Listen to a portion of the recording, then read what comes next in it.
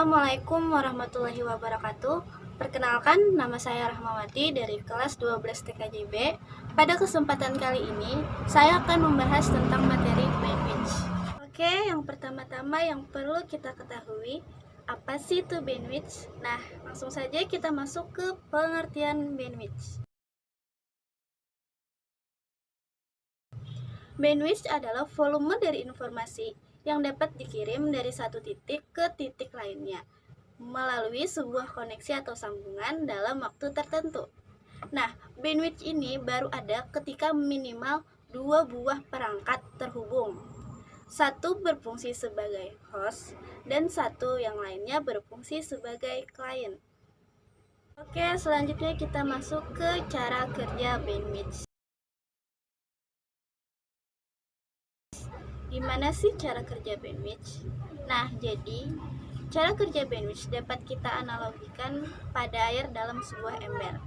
Air ini akan kita pindahkan ke ember lainnya menggunakan sebuah selang.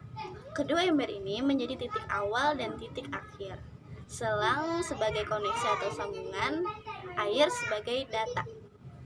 Sedangkan laju atau debit air pada selang itu merupakan bandwidth. Lebih lanjut, sebuah bandwidth memiliki satuan bit per detik atau bits per second yang disingkat dalam bps.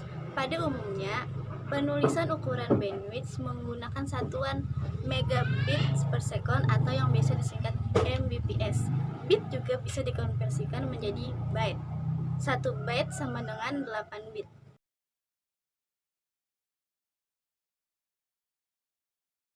Jenis bandwidth ada dua. Yang pertama adalah bandwidth analog dan yang kedua adalah bandwidth digital. Yang pertama-tama akan kita bahas adalah jenis bandwidth analog. Bandwidth analog adalah besarnya rentang frekuensi dalam satuan hertz, di mana suatu sinyal dapat didapatkan secara akurat. Jenis bandwidth ini memiliki ukuran lebih rendah dibanding dengan bandwidth digital. Yang kedua adalah bandwidth digital. Nah, bandwidth digital adalah jumlah dari pulsa per detik yang diukur dalam bits per second.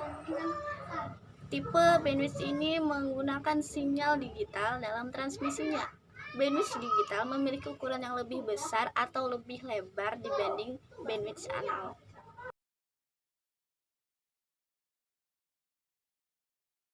Berdasarkan pengertian yang sudah saya jelaskan tadi, maka kita dapat menggunakan bandwidth untuk berbagai fungsi.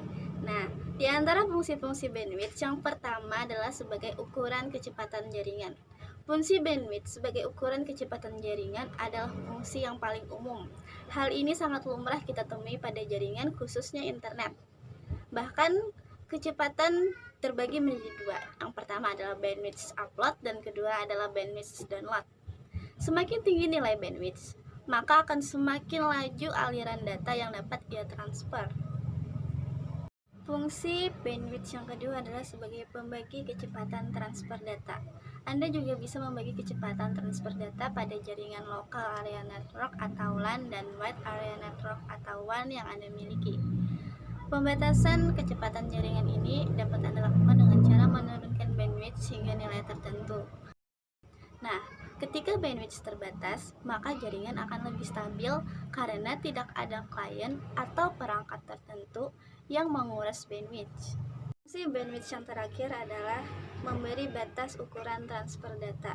Nyatanya bandwidth bukanlah sumber daya yang tidak terbatas, sehingga kita memerlukan pengaturan agar sebuah jaringan dapat terus digunakan. Kemudian kita masuk ke contoh bandwidth. Contoh bandwidth pada umum dapat kita lihat pada internet maupun penyedia server. Nah, pada internet contohnya pada jaringan 4G. Jaringan 4G memiliki kecepatan yang tinggi dibanding jaringan 3G. Nah, oke, sekian video dari saya. Semoga informasi yang saya berikan dapat bermanfaat bagi kita semua. Akhir kata, wassalamualaikum warahmatullahi wabarakatuh.